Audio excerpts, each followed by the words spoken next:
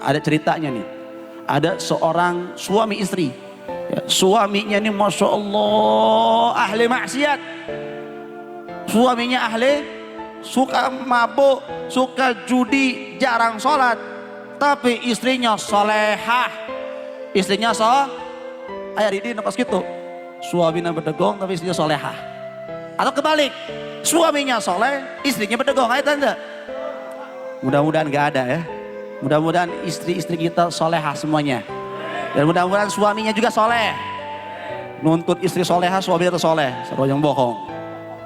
Nah, subhanallah suaminya ini luar biasa ahli maksiat, apa istrinya istri solehah.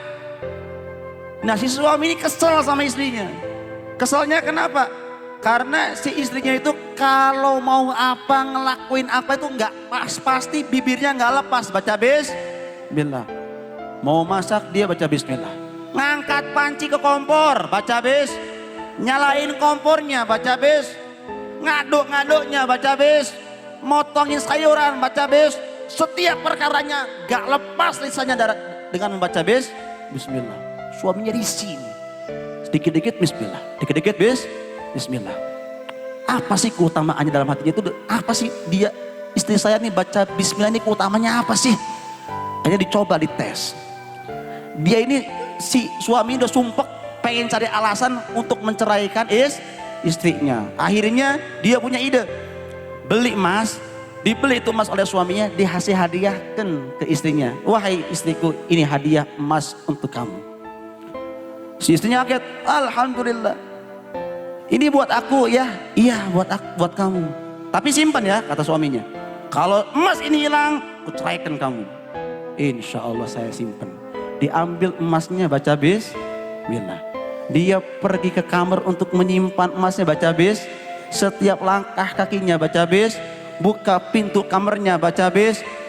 Buka lemarinya baca bis. Buka soroknya baca bis. Meletakkan emasnya baca bis. Ditutup soroknya baca bis. Tutup lagi lemarinya baca bis. Kunci pintunya baca bis. Tambah sumpek suaminya ini. Akhirnya subhanallah malam hari si istrinya tidur. Istrinya tidur. Suaminya bangun. Si suami ini usil. Ya. Buka lemari istrinya. Buka soroknya. Emasnya diambil oleh suaminya. Sudah emasnya diambil. Si emas ini dibuang ke sumur. Dibuang ke sumur, suaminya tidur lagi. Pagi hari datang. Ketika sarapan biasa seperti biasa. Ngasih bubur suaminya baca bis. Ngasih kopinya baca bis. Udah merah ini suaminya nih. Sumpek dikit-dikit bismillah, dikit-dikit bismillah. Akhirnya suami nanya, wahai istriku, emas yang kemarin aku kasih masih ada nggak di lemari? Kata istrinya, masih dong. Coba saya pengen tahu, pengen lihat. Bawa, awas loh kalau hilang saya ceraikan kamu loh. Iya ada kok. Si istrinya ini ngambil ke kamar. Jalan kaki baca bismillah seperti biasa baca bismillah. Buka lemarinya baca bismillah. Buka pintu kamarnya baca bismillah. Buka lemarinya baca bismillah. Buka soroknya baca bismillah. Ketika buka soroknya baca bismillah, itu emasnya ada dalam keadaan basah.